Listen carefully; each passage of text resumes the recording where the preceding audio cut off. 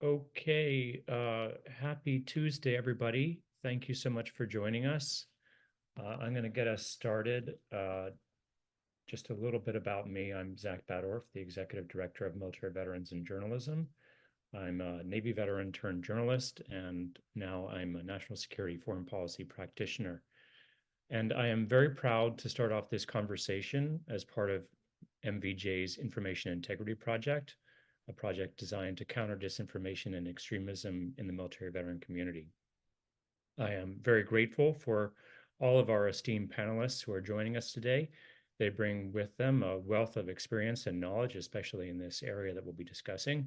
So thank you all for joining us, and thanks to the audience as well for taking time out of your schedule to learn more about this important issue and some of the best practices that the panelists are going to share with us. So our panel today will cover those best practices on reporting on disinformation and extremism within the military veteran community, where they're going to hold a discussion, and then we'll have time for Q&A near the end of the hour. So I'll start off with a quick intro of each of the panelists. First, we have Zach Fryer-Biggs. He is the managing editor for news at military.com. He's been a national security journalist for more than a decade. During that time, he's worked as Newsweek's Pentagon reporter and an investigative reporter covering national security for the Center for Public Integrity, amongst other positions. Zach will be moderating today's panel. Dana Coester is the creative director and editor-in-chief for 100 Days in Appalachia. Dana also serves as creative director for the WVU Reed College of Media Innovation Center. She leads research on the platforms, processes, and prevention of domestic violent extremism with a focus on developing resilient communities. Dana is currently producing the documentary Raised by Wolves, a film on the risks to youth exposed to weaponized disinformation in social media and online gaming. Konstantin Toropin is a reporter for military.com, where he serves as the publication's Pentagon correspondent, while also specializing in coverage of the Navy. He himself is a Navy veteran, having served 5 years in the surface fleet as a signals intelligence analyst. Go Navy, beat Army. His coverage focuses on the quality of life for service members in the military. For example, he has reported on contaminated water aboard the USS Boxer and a suicide cluster on the USS George Washington. Nikki Wentling covers disinformation and extremism for Military Times, thanks to a partnership with Military Veterans and Journalism's Information Integrity Project. She's reported on veterans and military communities for 8 years and has also covered technology, politics, healthcare, and crime. Her work has earned multiple honors from the National Coalition for Homeless Veterans, the Arkansas Associated Press managing editors, and others. Sonner Kehrt is an investigative reporter at the War Horse, where she covers the military and climate change, misinformation, and gender. She studied government at the U.S. Coast Guard Academy and served for 5 years as a Coast Guard officer. She has also worked as a lecturer at UC Berkeley, teaching classes in writing, reporting, and ethics. With that, I'll turn it over to the other Zach to lead this conversation. Thanks. So I'm hoping that we can have a good conversation here, keep things reasonably casual between the panelists. I've got some general questions, but I imagine we're all going to be cutting in and trying to share some hard-learned lessons from covering an incredibly difficult beat. So with that, I sort of wanted to start off just to provide everyone with an origin story, a little bit of a comic book fan, so that feels appropriate. So I wanted to go around and allow each of the panelists here to provide some context about how they got into covering disinformation and extremism. We'll go in alphabetical order, I guess, but I'll give just a quick one-liner about my entry here, which is I actually started covering the radical environmental movement, which got me into covering radicalization, and then I ended up covering ISIS recruiting for a stretch as a reporter. And then subsequently, when I took over managing the newsroom at military.com, we stood up a team, which includes Konstantin, who's on this panel, to cover specifically extremism and radicalization in the military community. And so I've been helping to work on that project. So that was sort of my slide into it, which was not initially through the military, it's through the broader scope of radicalization. But Dana, could you give us a little sense about how you ended up working in this space? Yeah, sure. So going back to about 2012, we were actually working on two other projects. This was pre-100 Days in Appalachia, but it was working with World War II veterans and also on a World War I, getting ready for the Centennial project. So we were doing all this sort of deep historical work and oral history work with our community. And we were really, really noticing the sort of resurgent or the presence of this sort of manipulated populist rhetoric that was just mapping straight on to sort of second wave Klan rhetoric in 1917 and in sort of pre-Nazi Germany rhetoric, and we were seeing this sort of starting to flourish in these spaces and in a lot of the other manipulated spaces that we were looking at. And then I would say this, the second piece of that is also at the same time, one of my sons came home. He was in 4th grade and said that he'd been invited into a white Christian Minecraft server. And I said, what do you think that means? And he said, I think it means you're just not allowed to cuss. But we went into that server, and then that became this sort of entry point for us into a lot of subterranean online spaces. So thanks. I think now we're testing my ability to recite the alphabet, but Sonner, I think you're up. Great. Yeah, thanks for having us. So I, like Zach, sort of came to this beat from outside the military initially. I was in journalism school at Berkeley in 2017, when sort of extremism, I guess, came to our doorstep. There were a number of sort of clashes.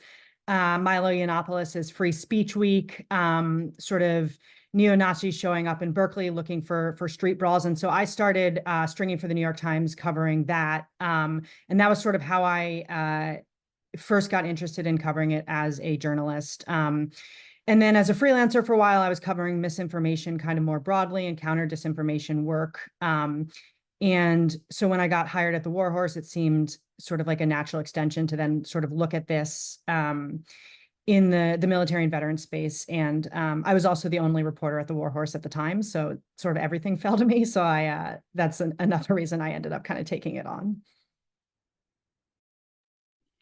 All right, and Konstantin?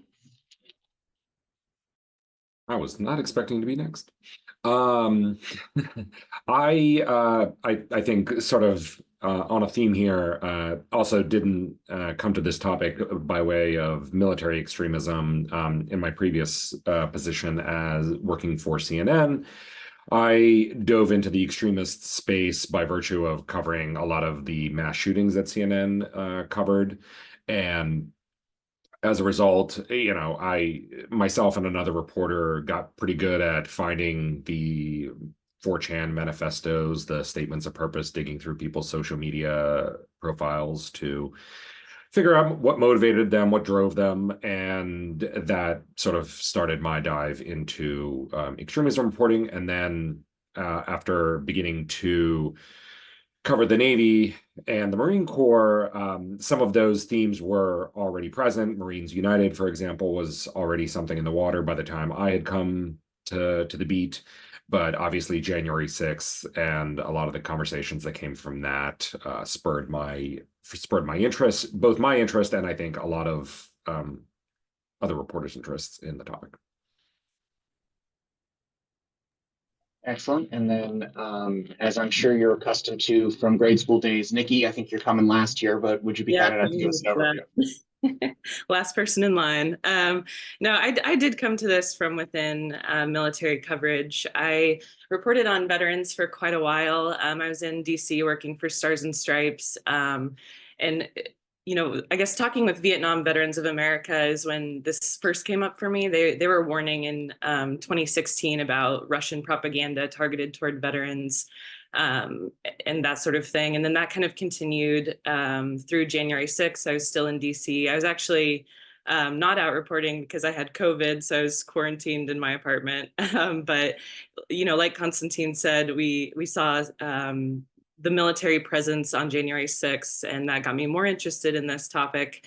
And then I kind of took a break, and I spent a year covering technology.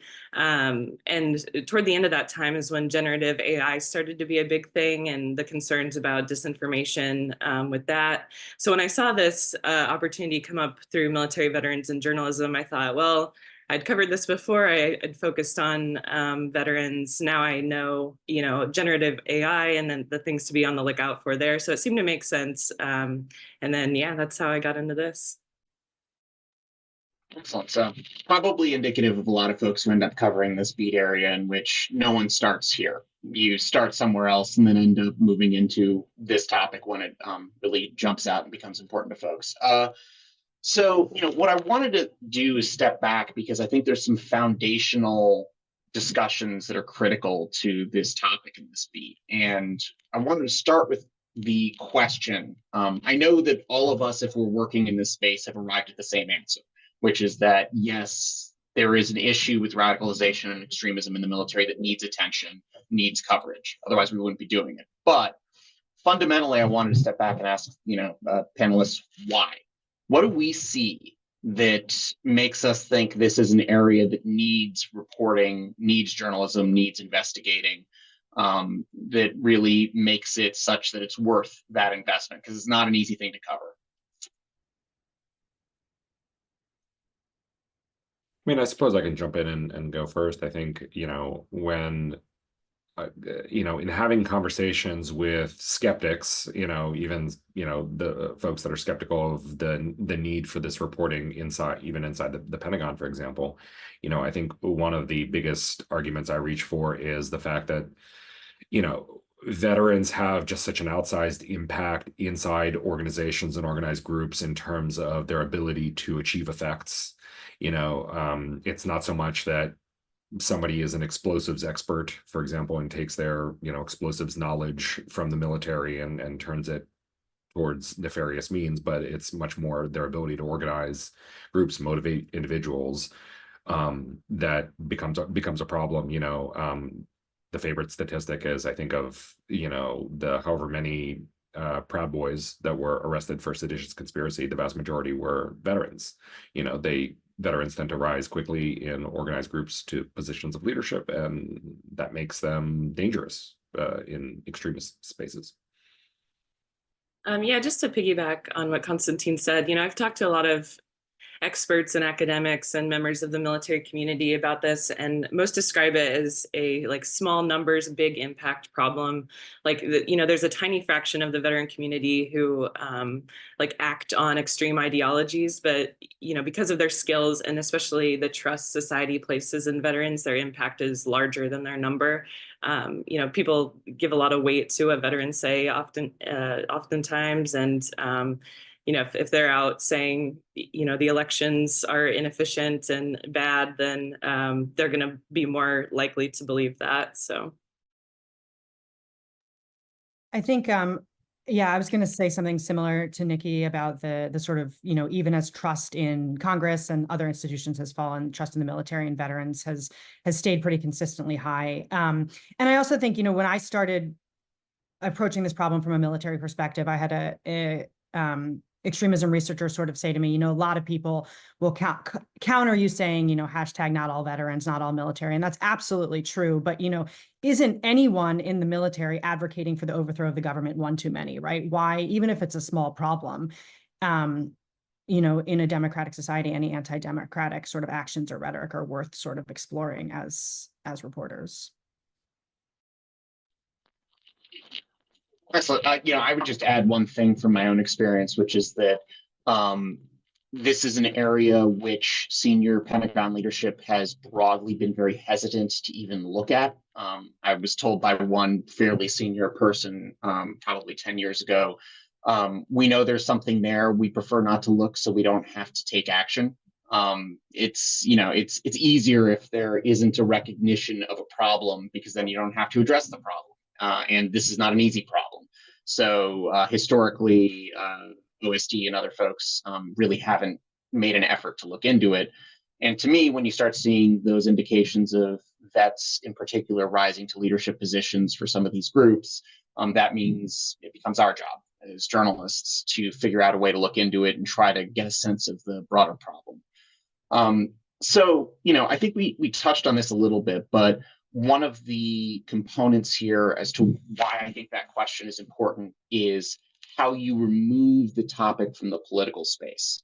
And we've seen when there have been hearings that have touched on this on the Hill, that inevitably there are those who say that any question about extremism in the veterans community is anti-veteran.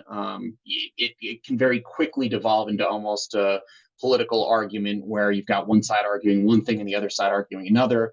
And I view that as problematic from a journalism perspective because folks are so entrenched in their political beliefs. If it is a political problem, no one's listening to anything. So I wanted to sort of turn to the panelists and say, okay, how do you try to get past what has become a politicization of this topic? How do you try to make sure that your coverage doesn't immediately put people in those two large political camps? One thing that comes up when you mention that is, how the Department of Homeland Security breaks down extremism. So they have 4 groups and they try and get away from, putting them in far left and far right because they're part of the government and they want to avoid that.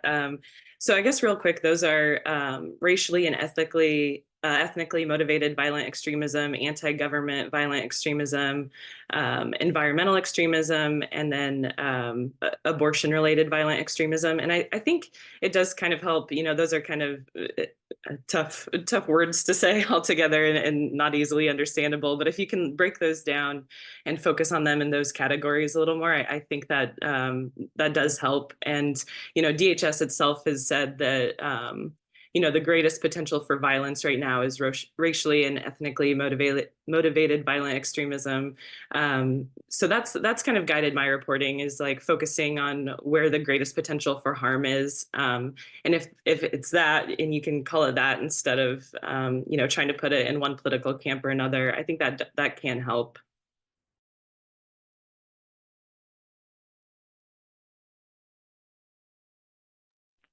I would add in that just one thing that I think we've done with the team for our newsroom at military.com is try to make sure that we don't produce stories that are, this side did something that was bad or this side did something that was bad.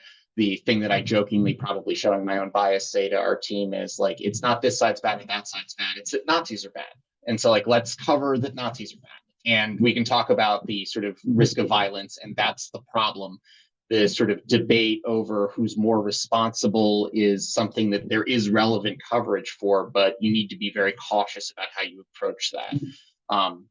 So, that sort of also pivots to, and I think this varies based on news outlet, but has a huge impact on coverage, who your target audience is. And I kind of want to go to each of the reporters because I think, there's going to be some variation here, but who are you trying to reach when you write on this topic? Everybody has their sort of news testers. For a lot of folks, it's like a spouse who is not in the news, who reads an early draft of a piece, and that can be helpful as a general public read sometimes. But who do you think you want reading your pieces? And then the secondary component of that is, how do you craft what you're doing based upon that desired readership?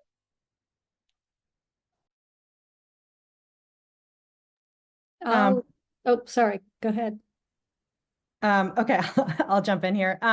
So one of the war horse's missions is to sort of really try to think about bridging the military-civilian divide. So we certainly have a military readership, but we also have a civilian one. And so I tend to think of our audience sort of as military curious civilians who have heard about, the issue, for instance, of veterans and the, outsized presence in January 6th, but want more information or want a little bit of a deeper dive.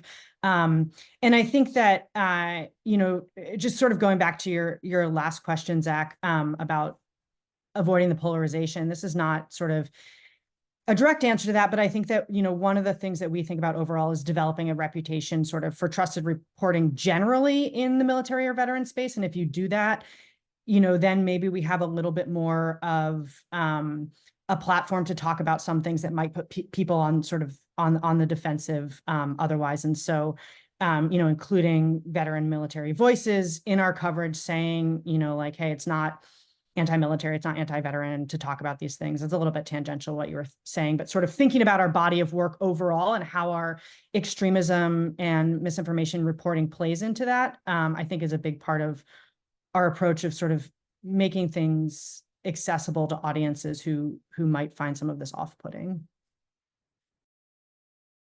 And so I was going to say, in addition to there sort of being this topical community, working with veterans, I am like the biggest advocate for this work being done at the local level through local journalists talking to their community members. And I had this sort of moment early on when we were doing this reporting, because I'm also part of a Muslim family and part of a military family. And we were sitting on our porch, and I was saying, oh my gosh, did you all see, whatever this piece was in whatever national media outlet about Muslims in our state being targeted? And everyone just kind of looked at me like, no, we didn't see it. We don't care about that version of somebody outside telling that story. And the scales just kind of fell away from my eyes that it was not relevant. It was not a relevant response to what needed to happen at the local level. And ever since then, I've just been like really, really passionate about making sure that local reporters are equipped to talk to their own community members about this. So that's my part about that. Yeah, we have a heavily military and veteran readership, military families. So, and lately I've shifted more to covering disinformation because that's a big part of people developing extreme beliefs. So our goal really is to let readers in the military community know more and develop the tools of, what to be on the lookout for that's misleading or false information, why foreign actors or others might be going after your sense of duty to the country to pull you into this. As one expert I talked to put it, she said, no one wants to be duped by a Russian troll farm. So if they know that that's, where the information is coming from, or, that they're at risk of being duped, let's tell them what's going on so they can practice healthy skepticism and news literacy. Yeah, I mean, I think, Zach, when we wrote our extremism series, the way we sort of tackled it was, outlining the problem and then looking at the solutions. And, to me, at least, my impression in reading some of the feedback that I saw online to our reporting was that within veteran and military spaces, by and large, the coverage was well received, and folks, it didn't really surprise those in the service.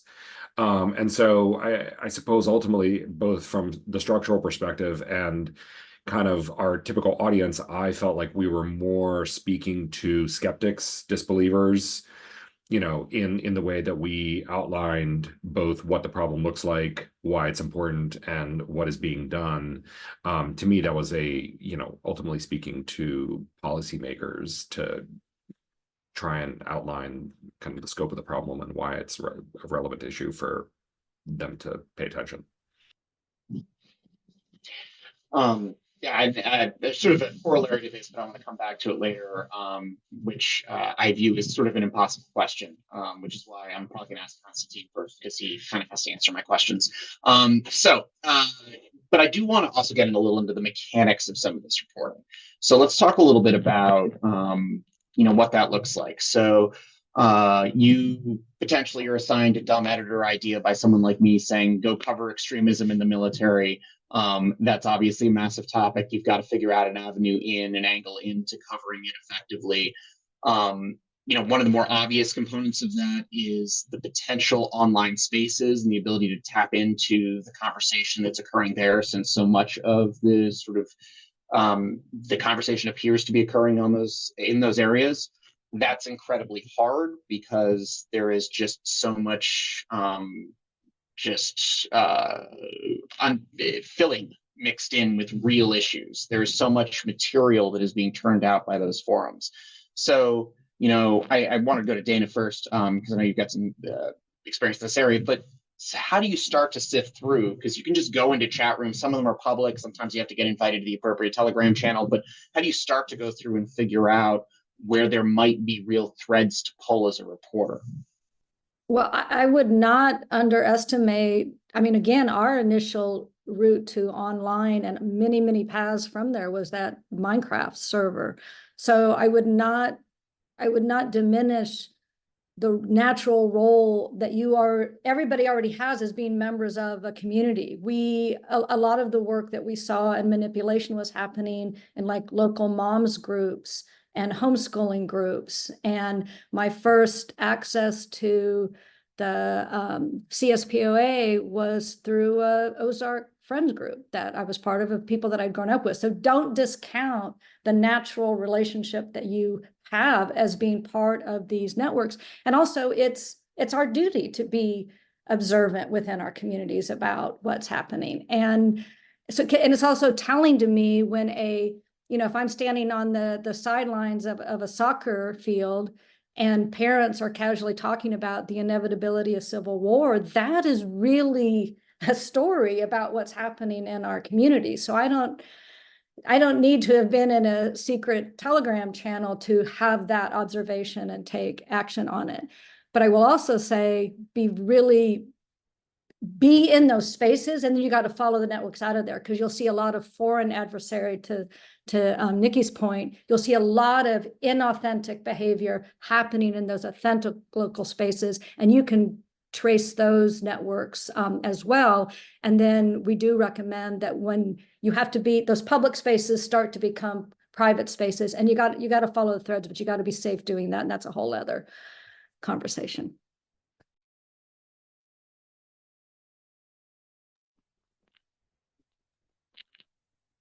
I was going to put you on the spot, Konstantin, because I know you spent 6 months trying to dig through some of these channels using certain tools, and it was really hard. So, what did you learn from that? At the risk of being glib, that it's really hard. I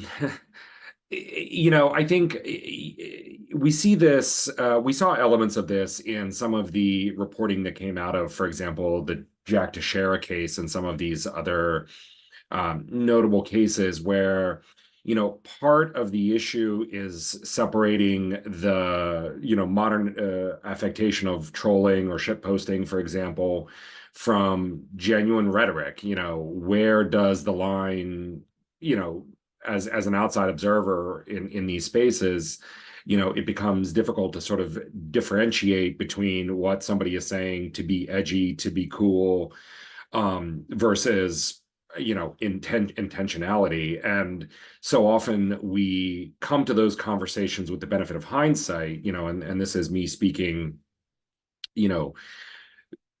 from my CNN coverage, for example, where it's like, okay, a specific event has taken place and, some violent act has occurred. And so all that sort of colors your perception of these conversations as you sort of scroll through the history of them. But absent that, it's hard to, part of the challenge is, are these people just trying to edge one another in terms of extreme rhetoric, or is there actually some intentionality happening here? I think that, to me, that's always been the biggest challenge, aside from simply getting access to these spaces in the first place. I can jump in on this one too. So I was fortunate enough to get some training on open source intelligence from Task Force Butler, which is an organization that has the goal of interrupting extremists and their activities. And I'm not as good at as them by a long shot on monitoring online activity, but I'll go to Gab and monitor some there, and also like watch what they're watching, which is often YouTube channels, and then even just like on my own social media on TikTok, I'll come across conspiracies on there, and I figure if I'm coming across it, then millions of other people are coming across it too. But like you said, there's a ton of content. So usually if I see something, I take that to sources at the think tanks, nonprofits, academic institutions, they, a lot of them have teams of people who are monitoring extremist activities, so they're doing it better than I am. So I talk to them and rely on them, to learn what they're seeing, if something's a pattern, because they can get a wider perspective than I can alone. So like the Bridging Divides initiative at Princeton, or START at the University of Maryland, Insight at the University of Nebraska. If I'm looking into something specific happening online, I'll go to them, usually multiple of them, to see if, they're seeing it too. Yeah, I think that's a really good tip. If there's any particular hard lesson that we learned in our newsroom, it's that we weren't set up to fully monitor all of the channels effectively to be able to yield, true insight from that. We could get some crumbs that we could run with, but trying to tackle it, Task Force Butler has a full-time staff doing that. Some of the think tanks that you mentioned, Nikki, they have full-time staffs doing this. And so they are going to do it in a way that a newsroom can't possibly allocate the resources for. So being able to lean on that is really, really important. So Dana referenced this earlier, but I wanted to sort of also get into the mechanics of staying safe, covering these spaces. Obviously, as Konstantin just alluded to, there's people making escalating sort of threats or not quite threats in these sort of spaces that are frequently just blowing smoke, but there are the components there which could be real. And so you do have to take precautions. So to turn over to the panel, what are the sorts of things you've done to try to make sure that while working in this space, you're not taking undue risk? I guess I started out this beat by Googling myself, and figuring out what information, personal information about me lives online, which was very helpful because I realized the data grabbing sites that had my address and email and phone number and things like that. So based off that, I got a subscription to Delete Me, which is the service that will go on and delete all your personal information online. And I'm sure there are other sorts of things too that'll do that. So that was kind of the first action I took. And then, anyone who lives with you too should probably do that, because, they can find their address too.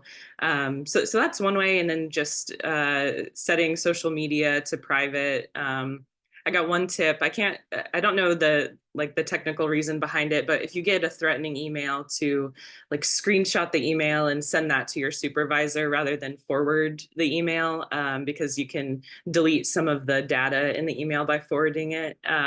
So those are a few of the practices I just do on a daily basis to try and stay safer covering the speed. Yeah, a couple other kind of basic digital hygiene things. We also subscribe to Delete Me, which is sort of like whack-a-mole, right? There's always stuff about you that's popping up, but at least they do a lot of the work of trying to whack back down. Using Signal, Proton Mail, like a VPN. I have very little social media presence. Part of that's just for my own mental health. And then also, when I am sort of diving into some of these sort of grosser corners of the internet, using if they sock puppet accounts, that aren't in any way connected to any of my normal email or phone number or name or personal information, anything like that.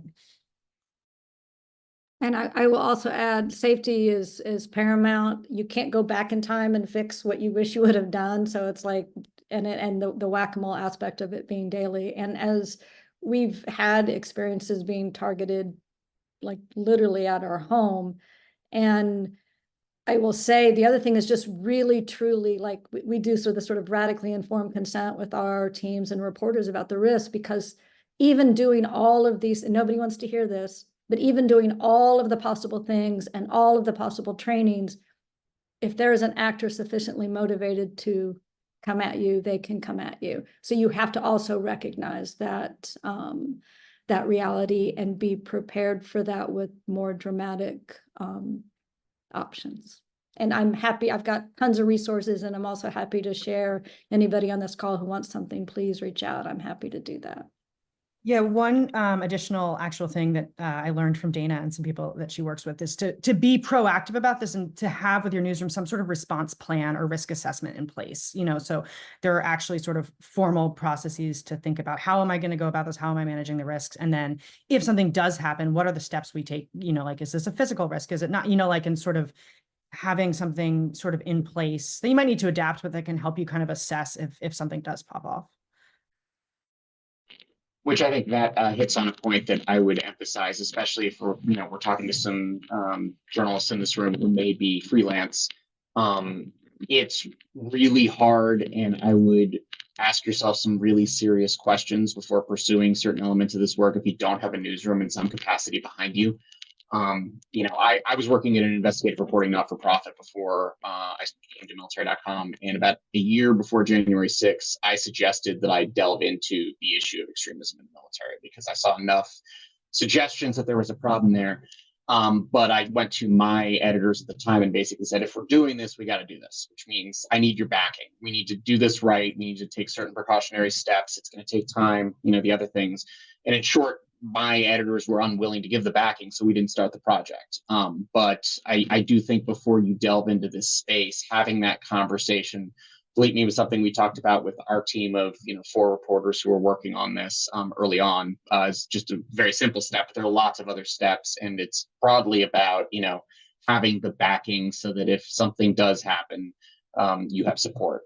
So I'm not saying no one as a freelancer can cover this, but it's kind of like going into Eastern DRC as a freelancer, during certain moments of violence. You probably should think very carefully before you do it. Having an organization back you is really, really important. All right, so I said I was going to give Konstantin the impossible question, and so here it is. But I think it's a really important one, which is, so once you've sort of done some of the initial reporting, you've developed sources through some of these social media channels or what have you, you need to start crafting a story. And that puts you on a path to walking this very fine line between trying not to other and treat the folks in these communities as such monsters that they can't fathomably be comprehended by, your average reader, versus creating such a sympathetic view that you're glossing over some monstrous beliefs or some, penchant for violence or some of those other things that are inherent in some of these areas. So, I should start with Konstantin, but I definitely want to hear from other reporters who are willing to share, how do you walk that line? How do you walk the line between trying to create a human portrait without glossing over the problematic parts? Yeah, it's you have good editors that edit copy and make sure you're doing it right. No, when you find a good editor, who can replace me, because that'd be useful. I mean, truthfully, all joking aside, I think you sort of alluded. The answer is within the question to an extent. I would argue, you present enough detail about these individuals and how they walk down, how they ended up on this path, on this journey, so that, they're not a caricature. So they're not just a robe-wearing Klansman, that your reader is introduced to immediately, but at the same time, not shying away from using direct language to describe their beliefs, that, we are discussing somebody who is a virulent anti-Semite. We're discussing somebody who is a, science denier, a Christian extremist, using, I think, specific and articulable terms and laying out some of the, core tenets of what this person believes or believed, while presenting their story, I think is probably at least part of the key here, instead of tiptoeing around it and saying, subject X had, extremist beliefs, and like the term extremist is sort of wishy-washy and kind of a cop-out, right? It's like, well, okay, extremist how? Are they a racist? Are they a Nazi? I know that was something that in our coverage we specifically tried to include, is references to, if they're a neo-Nazi, we're going to call them a neo-Nazi, because that is specific and direct, and everybody more or less knows what that reference is, as opposed to extremist or something a little bit more vague.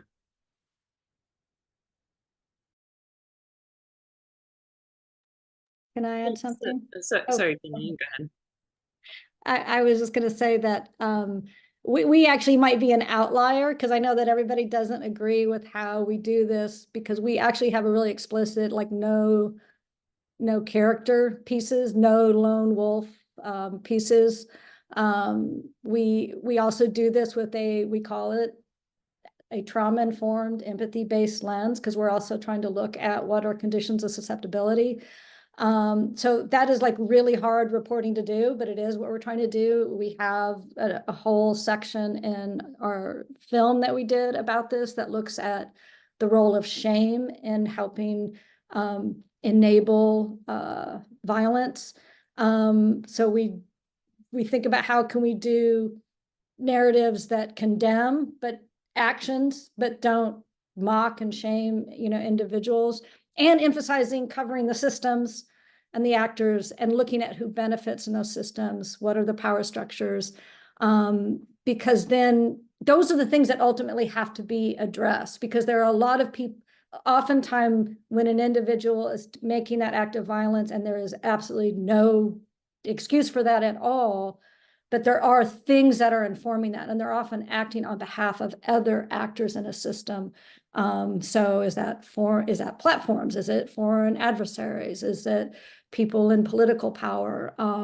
And so really looking at that. And then I just saw a piece from a reporter I respect at Huffington Post, where he used an individual, but as a revelation for sort of an ill that was happening within a community. And I thought it was a brilliant way to both address the, journalism likes to have its characters, but really the character became this town. And I thought that was a much better way to approach it.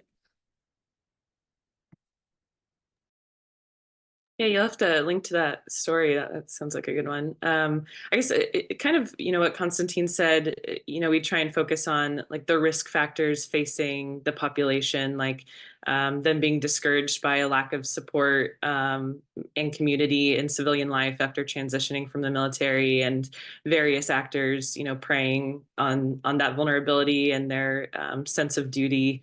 But, I do struggle with like putting their beliefs out there and that being harmful, because in beats before, like you could say, John Doe said he believes X, Y, and Z, but if what that is a piece of false information that's harmful to spread, you have to add more context, or describe that as unproven or baseless, but that does make people mad.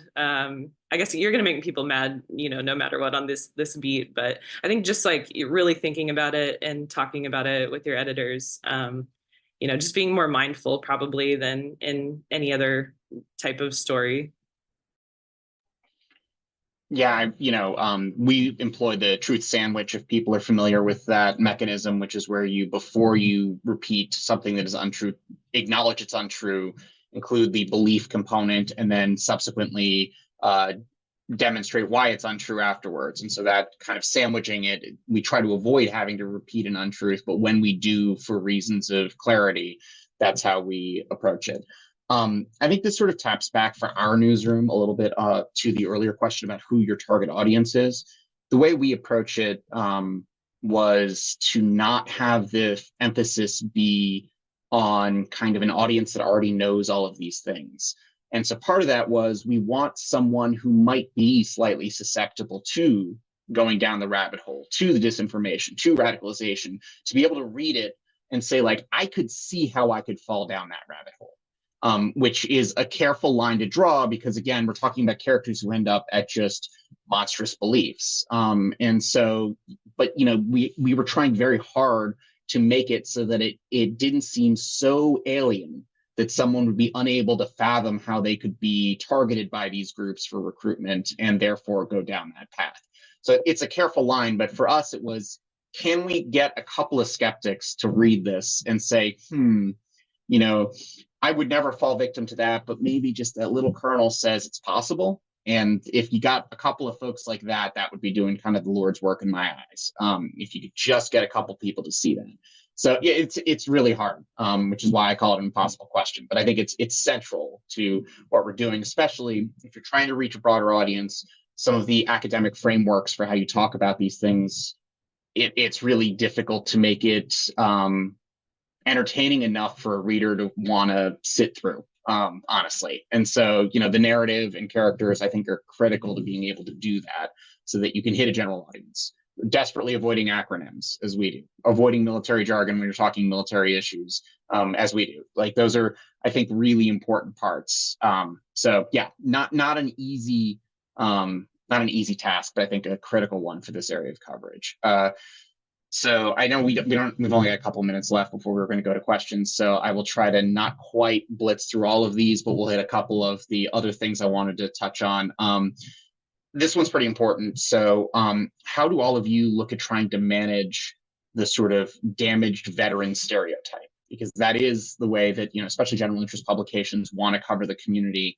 And I do think often this radicalization or, veterans who are susceptible to disinformation, it does end up going down this hole of sort of the damaged or otherwise susceptible vet. So how do you try to avoid that stereotype? Sorry, go ahead. Oh, okay. I think about two things. One is to think about, again, coverage holistically. Like, are we writing stories about people with post-traumatic stress who are struggling to find their way, or are we also kind of talking about the work veterans are doing in community building and election integrity and so many of these other positive things, right? And that's whether you're a military newsroom or a general interest newsroom, is to just kind of take stock of your holistic coverage. But I think also, the damaged veteran stereotype comes up so often in so much of the coverage of the veterans community, whether it's the opioid crisis or homelessness, incarceration, right? And we don't want to perpetuate stereotypes, but we do need to cover issues that are genuinely affecting the community. And so I think a big thing to keep in mind that I try to keep in mind is accountability. And this sort of goes back to what I think Dana was saying about systems and institutions. Why is the veteran or military community struggling with some of these things? And I'm absolutely not saying to absolve someone, of responsibility if they choose extremist actions, but also people don't just wake up one day and decide to, shoot up an FBI office. And so there are societal and institutional factors at play here. And the military, military members are among the most heavily sort of shaped and trained and crafted people in society. And I think the military and organizations that work with military members and veterans are making intentional choices for any number of reasons about what they do or don't want to train on or focus on or prepare people for. And as reporters, I think that we need to keep those bigger pictures in mind and hold accountable these institutions or societal factors or bigger networks while we're talking about sort of the way that veterans are shaped by them. Yeah, I was just going to reiterate, one thing I've tried to do is focus on veterans who are, trying to be part of the solution. So like the group We the Veterans, who's, trying to recruit vets to volunteer as poll workers and learn more about, the voting process, to talk to their communities about it. Michael Breen is the president of Human Rights First, who's, doing work against extremism and disinformation. And just finding those veteran voices who are kind of on the opposite end, trying to advocate and do good things is a tact I've taken. Okay, great. So we were trying to save about 10 minutes for questions. So if folks have questions, please put them in the chats. I've got one last cue that I was going to put to the panel first, which was sort of the forward-looking question. What do you see as coming next? What are you seeing in terms of the changes for the way that disinformation is being distributed, for the way that the radical groups are forming or recruiting in the military space? I'd say we generally view that some of that as these groups targeting veterans is kind of the framework we view it through. And so the idea of how that targeting might change is really important to the work that our team's been doing. But broadly, what do you see coming next? I can start. I think if we looking ahead on this issue, the broad sense I get is that, especially since January 6th and, some of the indictments of the Proud Boys and the leaders of some of these major organizations that we would have looked to as sort of one of the main culprits in this recruiting veterans for ill space. You know, those organizations are either due to legal action or, you know, a lack of sympathy among younger veterans kind of falling by the wayside. And, you know, at least in as much as my reporting seems to suggest, you know, we're seeing folks instead turn to small cells, you know, groups of 2, 3, 4 folks being rounded up, you know, for trying to, you know, some of the stories that we've covered, you know, for example, trying to blow up the power grid in Maryland. And so just looking down the road, I think that seems to be kind of the way things are headed, is less of a, okay, we're all going to gather at a compound and run drills in our, you know, simulator that we built, and more, you know, the 4 of us met on a Discord channel, we all believe the same things, let's do something about it. Yeah, I'd piggyback on that. A lot of what I'm hearing from, you know, people at universities who study, you know, political propaganda and extremism is like this shift to a lone actor rather than like formal groups who are going to go out and commit violence together. It's more like someone being radicalized through disinformation. So, you know, as the election ramps up, my focus has been more on disinformation. And so far, there's like, you know, concern about foreign adversaries pushing out disinformation campaigns. China, who sat on the sidelines in 2016 and 2020, is expected to play a larger role this year. And then there's generative AI, so being wary of you know, fake photos and videos and written content. And then you know, some experts are saying that the content moderation on social media is, you know, even worse than it was in 2016 when they got, you know, blamed for lack of moderation then. So kind of all those things coming to a head is what I'm paying attention to. And you know, all those things are really targeting like the divisive issues in the US with election efficacy and the border crisis, the economy, like just really trying to drive Americans apart and make people really angry. So that's what I'm focused on for the rest of the year. One of, this is slightly different, I guess, but one of the things that I agree with Nikki and Konstantin. But one of the other things I'm thinking a lot about is how sort of some of the ideas of extremism become mainstreamed, and how veterans, you know, who are highly respected are sort of help push those ideologies to a broader audience. So absolutely keeping an eye on these groups and these sort of lone actors, but also sort of trying to get at better, you know, veteran candidates and public figures and sort of ostensibly mainstream veteran communities taking and possibly, you know, normalizing or spreading some of these ideas. Yeah, I just want to completely emphasize all of that, especially the mainstreaming of it, because one is we tend to get preoccupied with like there's a formal organization. It's like you don't need the formal organizations when the ideas and the rhetoric have left that and are now just part of, like I said, I'm listening to parents on a soccer field talk about civil war. So that is where we have our focus too. Excellent. So to questions, we saw there was a question in there about security for individuals. I think Zach had some suggestions in there, but and as I mentioned earlier, I think it's really hard to do this as an individual. I think some of the delete me elements that folks are talking about, and some of the efforts to just basically scrub your footprint online and not post things on social media that might be problematic. For instance, to the best of my knowledge, my daughter's face nor name have never been posted to social media, which is not a mistake. You know, there are certain steps that we all take who have worked in this space. But I think that there's an extension there, which is the person referenced being a woman of color trying to work in this space. And I do think you know, especially because the groups that we've seen form have predominantly been led by white men, and recruiting has typically aimed in that direction.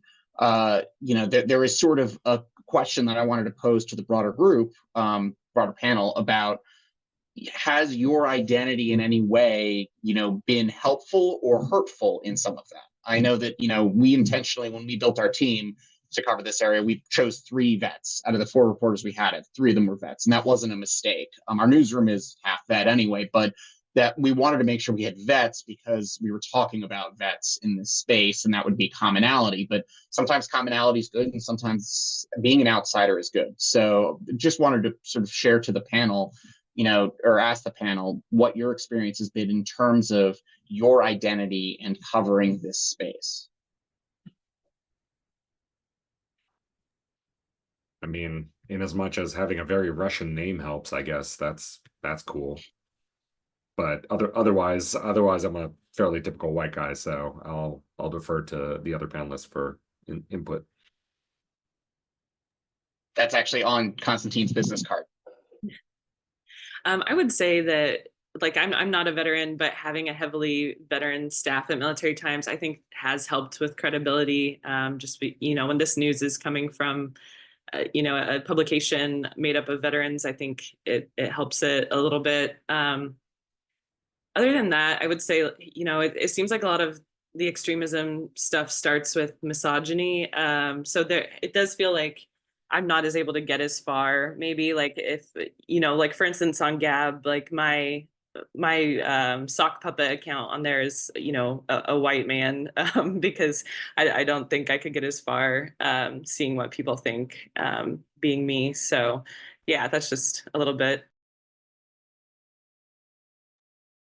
Yeah, I have sort of both sides. Being a veteran is helpful. Being a woman is less helpful. But I did have one experience with someone, a source in the far right, who eventually reached out to me and actually said that one of the reasons that he had talked to me so much was because he found it encouraging that someone who had who he assumed was totally politically different from him, from a totally different walk of life, was willing to hear what he had to say. So I don't know if that's something to lean into. It's only happened once, but I thought that was interesting.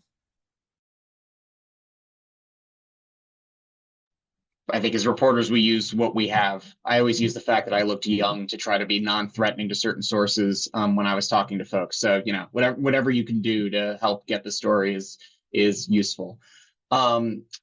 I saw an additional question here from Zach, but the question of what we're seeing from the military and vet community in terms of getting involved during this election year in potential extremist activity or some of the sort of disinfo starting to take hold. How do we see the community sort of gearing up for the election in particular?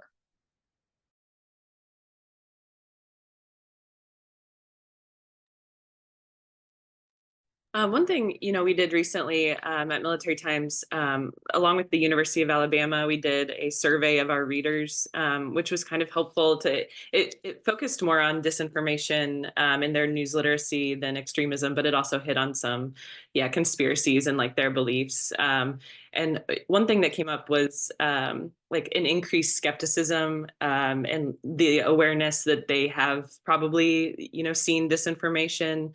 I think that overall, I've heard from experts that people's awareness of disinformation and, being skeptical of content, photos and videos they see online is going up. So I don't know if that's in preparation for the election, they're expecting to see that. But among our readers, there's a skepticism out there. One place that I'm looking into is a little more, I guess, on the polarization, politicization side of things, but the National Guard, which has been increasingly politicized, and sort of how that's going to play out in the lead up to and after the election. Those are big stories. Good luck. None of these are easy. So, I wanted to wrap with one question from me for the panelists, which, I will take copious notes and go back and hopefully learn from. But how do you think newsrooms can be better at supporting reporters and covering these topics, at covering them more broadly? We're obviously in an environment right now which is very difficult for the journalism industry in terms of available resources. And so committing to things is really hard, especially long-term projects. But what do you think newsrooms could be doing better? Jump. I think, one, we need to be collaborating way more. This is not the time for scoops. We have a much bigger crisis and threat. I also think journalists need better access to vetted data.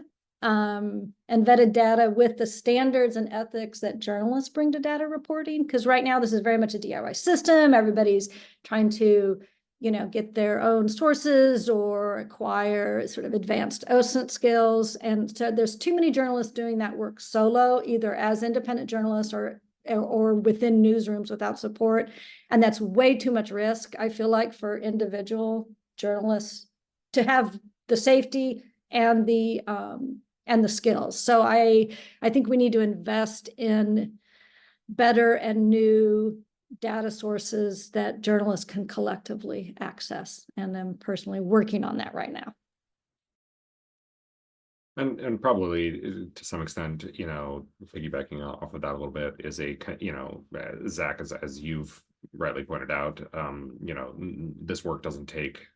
This work takes time, and from a leadership perspective, I think there has to be an understanding that, you can't assign an editor, you can't assign a reporter to dip into the extremism beat and expect to have anything that week or maybe even that month. And then on the flip side, the reporting requires a certain kind of commitment, for follow-up, for, okay, I wrote this story, what happened, or tracking some of these characters. It's from a leadership perspective, a newsroom that wants to dive into this needs to understand that it's going to take a minute to spin up, and you have to kind of stay with it in order to really see fruits of your labor come forward. As far as, don't expect them to have 2 stories a day on this beat. Like, they really need to have the time and space to flesh out their reporting and bolster it.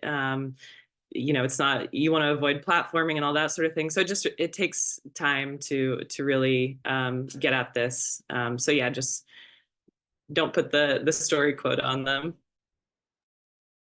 And one last thing I'll add is that, this can be very ugly stuff. And so just to recognize the impact it can have on your reporters, just sort of mental health and ability to turn around a story.